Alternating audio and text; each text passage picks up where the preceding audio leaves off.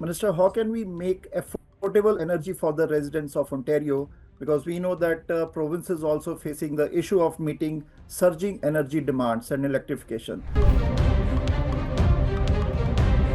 Energy costs in 2018 were 400% higher under the Liberals, the highest on the continent.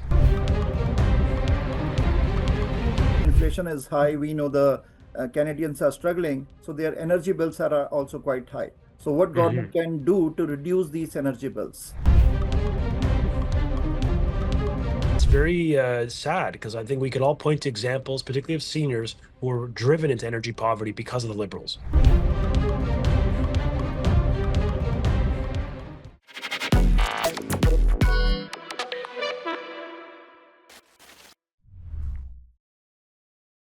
Good morning, Minister.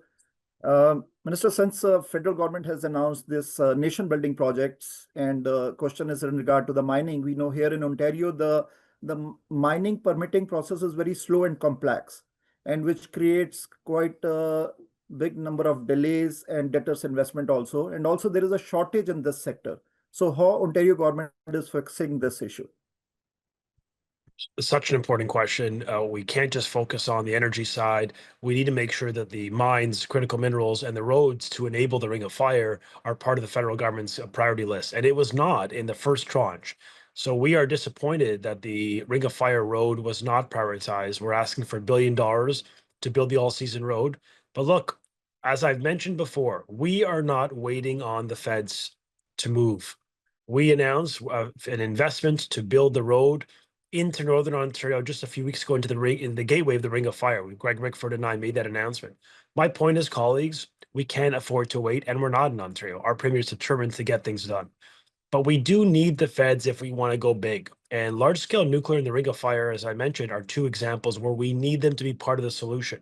So what we're asking for is two things: the $1 billion to build it, match that investment of the province, but more than the money, we're asking them to stop the duplication of assessments.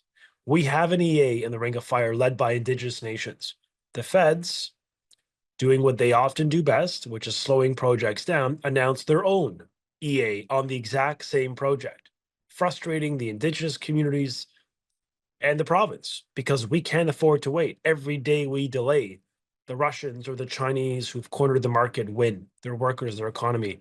It undermines our own economic sovereignty. So we're going to keep the pressure on the federal government. In the meantime, while it did take 15 years to build a mine in this province, we are the second slowest in the OECD. I'm proud that our government announced landmark one project, one process. First government to unveil this in the country. We passed it into law. It's being proclaimed in force, meaning it becomes enforceable in October, and we're going to use these authorities in the weeks ahead. I am excited that we're going to cut permit timelines by 50%. We spent the entire summer working diligently to execute on a commitment. We're going to go from the second slowest to one of the fastest on earth. And that's because the premier, our government, has a vision to get the most ethically sourced resources out of the ground and to the world markets. And I'm very proud that we've done that. We're doing it. We're investing $500 million in processing. So as I say, Ontario's not waiting, but we do want the feds to keep up with our sense of ambition and our hope for a stronger economy for the next generation of workers. My follow-up is in concern to the energy sector. Minister, how can we make affordable energy for the residents of Ontario? Because we know that province is also facing the issue of meeting surging energy demands and electrification. So in all that scenario, inflation is high. We know the Canadians are struggling, so their energy bills are also quite high. So what government can do to reduce these energy bills? Well, my colleagues may have examples or stories they want to share as well. But look, 10 years ago, all three of us were elected in 2018. We were elected overwhelmingly on a mandate to fix Liberals' hydro disaster. Energy costs in 2018 were 400% higher under the Liberals, the highest on the continent. They were obsessed and ideologically focused on buying expensive renewables when there were more inexpensive options available to the people of Ontario. Literally, we still pay, because these contracts are 20 years long, 10 times above market rate. It is like beyond insanity. It is beyond incompetence. Ratepayers want their money back. And it's very sad because I think we could all point to examples, particularly of seniors who were driven into energy poverty because of the Liberals. So how do we do this differently? First step, first things first, we've stabilized energy rates. We've kept them below inflation since 2018. There's nothing in this economy that has been sub-inflation, but we've been very intentional to keep power bills low. And I'm proud to have stood with Rudy and Mike Holmes. You may know the guy, a very famous home builder and renovator. We announced the largest energy efficiency program in the history of Canada, $10.9 billion over 12 years. It's larger than every province combined. It has the effect of lowering bills, thousands of dollars in savings, up to 30% of the cost for it could be a roof insulation, it could be a heat pump, it could be rooftop solar. We're putting tens of thousands of dollars on the line so that we can create more energy efficient homes and thus reduce your bills with an annual savings of several $100s. So we're really committed to this. And if I could just say, I'm excited that Rudy and I will be announcing the next phase of our energy efficiency program. We're going to expand it to include even more household products and investments that could help save you money. Our bottom line is affordability. It's why we have embraced nuclear and natural gas. Why the Liberals have obsessed over the most expensive hydro sources. We're using competition and we're using to drive our energy bills down. Just what I mean by that is the Liberals sole sourced on renewables, 10 times above market rate. We use public procurements, which have reduced bills by 30%. We've saved taxpayers, ratepayers, 30% because of competitive tension. So we're doing it right. We know there's more to do, but we are absolutely committed to keeping costs down. And I got to say, because I know Effie would kill me if I didn't, we fought against the Liberal carbon tax, which drove up electricity rates higher than anything else. And thank goodness Premier Ford was able to shake the feds or, drive that agenda and get that tax, totally taken off the table for all residential electricity consumers. That's a huge savings for Ontario families. And frankly, it wouldn't have happened if Doug Ford wasn't fighting day in and day night against that job-killing carbon tax. But I don't know if Effie or Rudy may have anything you'd like to share. Please do. The message, I think, is clear. Ontario has a lot to offer the world in technology and resources and intellectual capacity.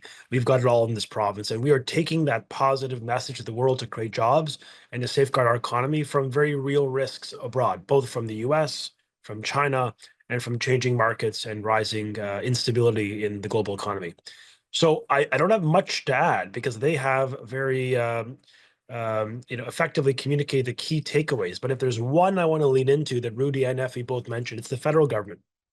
If we want to go build big projects of national consequence, if we want to create tens of thousands of jobs, if we want an industrial policy that protects the Canadian supply chain, then our message to the federal prime minister and government is they need to invest in large-scale nuclear reactors. Every region of Ontario is part of the supply chain. Every ratepayer benefits from affordable power. Every Canadian benefits a $235 billion gain to the national economy if the feds support us in building a next generation of Canadian nuclear tech in this province.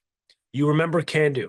You remember the amazing innovation of this local Canadian technology and success story built and conceived and exported right here in our province. We're proud. We punch above our weight, but we need the feds to support us on large scale. Yes, they have backed small modular reactors. We welcome that investment. To be frank with you, we were building it. The ship had, we were moving forward regardless, but of course we welcome their contribution to de-risk it. But we need them to go big. We need them to move faster. We need them to end the duplication. You've heard Effie, Rudy, and I speak about this ad nauseum, saying to the federal government, the world has fundamentally changed. And so, therefore, they need to move at a greater speed.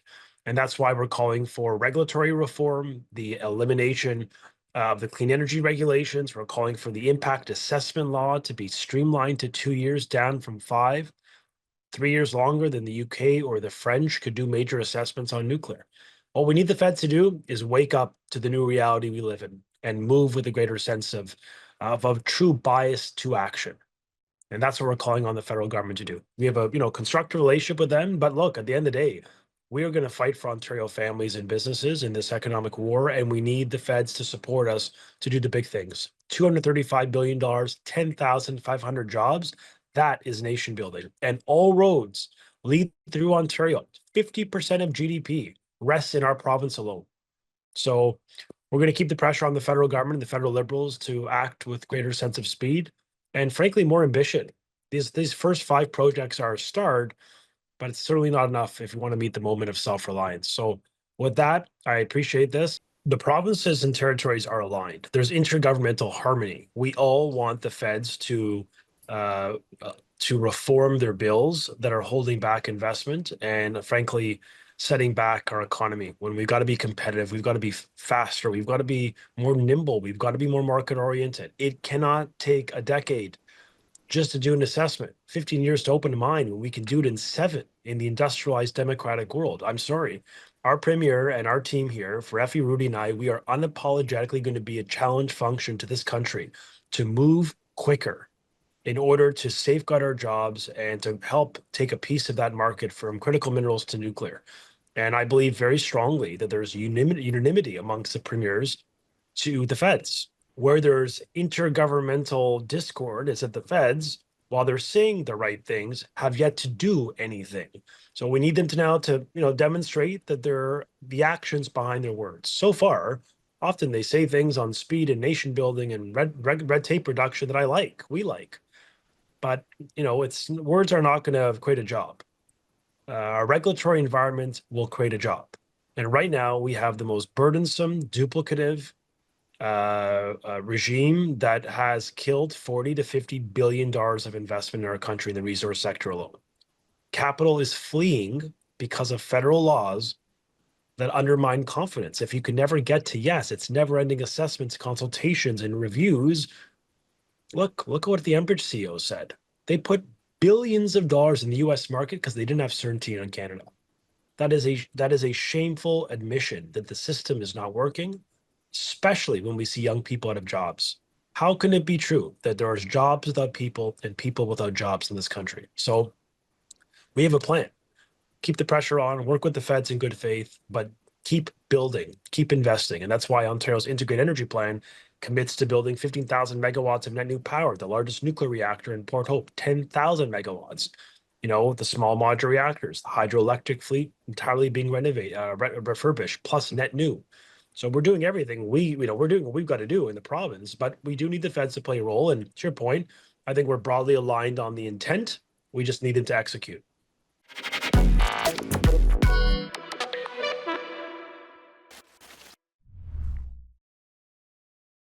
क्या आप Canada and America में हैं और आप अपना dental treatment भी करवाना चाहते हैं and you are also planning a trip to India so we have one of the best and the top most dental clinic situated in the heart of Chandigarh and Mohali जहां हम ये सारे प्रोसीजर्स पेनलेस तरीके से तो करते ही हैं rather we try our best की शॉर्ट ड्यूरेशन ऑफ टाइम में भी खत्म हो जाए जिसके लिए हम हाई एंड टेक्नोलॉजी यूज करते हैं चाहे वो डेंटल इम्प्लांट्स हो स्माइल मेकओवर हो या इनविजिबल ब्रेसेस हो we try our best to finish your case in the best possible way